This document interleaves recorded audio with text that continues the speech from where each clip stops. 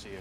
Thanks for having me. Welcome to Capitol Square. Some hardballs here. We have limited time, so let me throw a few at you. I'm used to it. Then we'll talk about being here at Miami University. David Stockman earlier this week, former Reagan budget director, said, and I want to quote this, Mr. Ryan's plan is devoid of credible math or hard policy choices. Tough words from a former Republican budget person.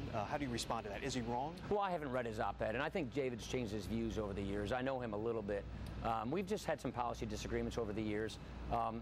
Ours is the only budget plan that has passed Congress that actually solves our fiscal crisis. Compare that to President Obama's lack of any budget plan that fixes our fiscal crisis, $1 trillion deficits every year. The U.S. Senate hasn't even passed a budget for 3 years. We're operating without a budget since 2009. So we've passed a very credible, very specific budget. The numbers are from the Congressional Budget Office. It's as credible as it gets. So not having read his op-ed, I think I'll stand behind that. We've been through a lot of these campaigns. I remember Bob Dole, the presidential nominee in '96, voted against Medicare in 1965. Newt Gingrich in the 1990s, when he was Speaker of the House, said that he felt that Medicare would wither on the vine, his words. I mean, conceptually, Republicans have always opposed Medicare. Oh, right? That's not true. Medicare was a bipartisan bill. I don't know what Bob Dole's about. Medicare and Social Security, those were passed with bipartisan votes.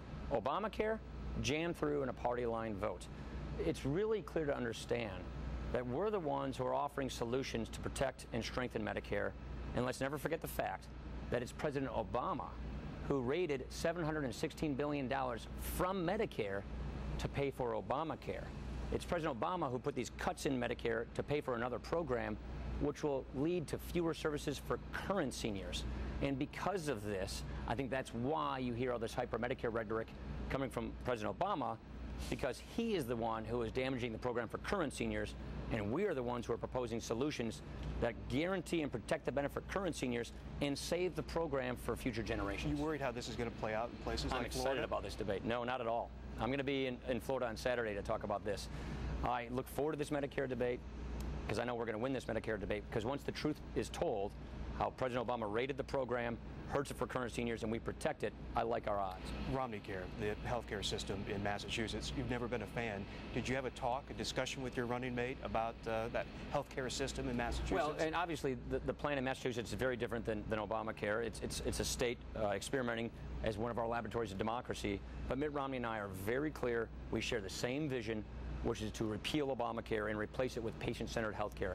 Healthcare where the patient and their doctor are in charge of the healthcare, not the government. You'd be potentially a heartbeat away from the presidency if you're elected vice president. Foreign policy experience, very little. Does that give you some concern? No, actually, I have more than Barack Obama did when he became president. How so?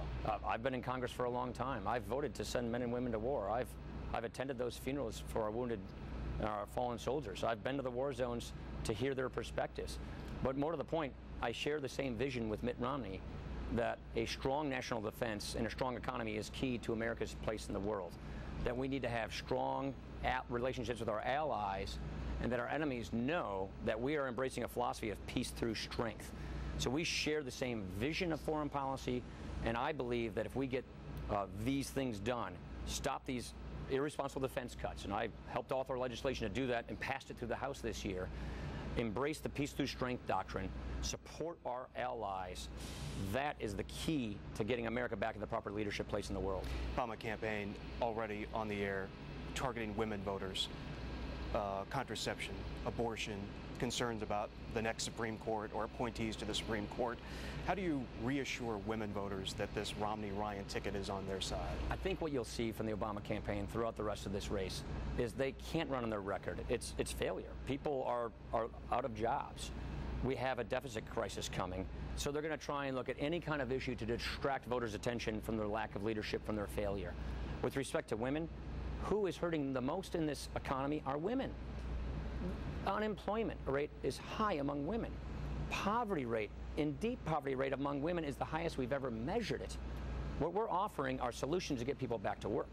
What we're offering is more take-home pay, we're offering jobs, and we're actually not going to duck the tough issues that women care about. They worry about their children's education. They worry about whether their kids are going to have a better future, or we're going to mortgage their future with the kind of fiscal policy we have. We're going to get this right. We're going to prevent this deficit from giving our kids a diminished future, and we're going to have the kinds of education reforms that get every kid, no matter where they are in America, inner cities, rural areas, and in between, a quality education.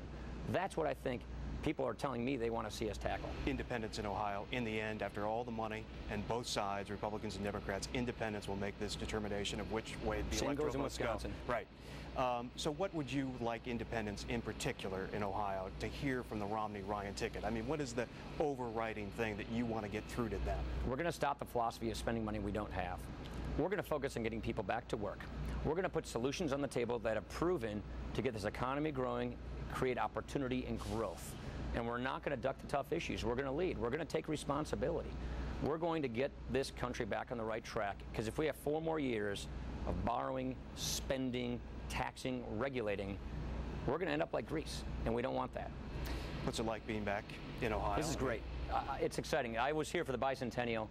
I spent 4 formative years of my life here. I've got a lot of buddies here in Ohio. Any stories from the shelter over there that we need to worry about? I like my Skyline Chili 5-way. That's what I remember probably most vividly of the food here. See you a lot in the state of Ohio? Yeah, you'll be seeing me here a lot. Like I said, Rob Portman's one of my best friends in Congress.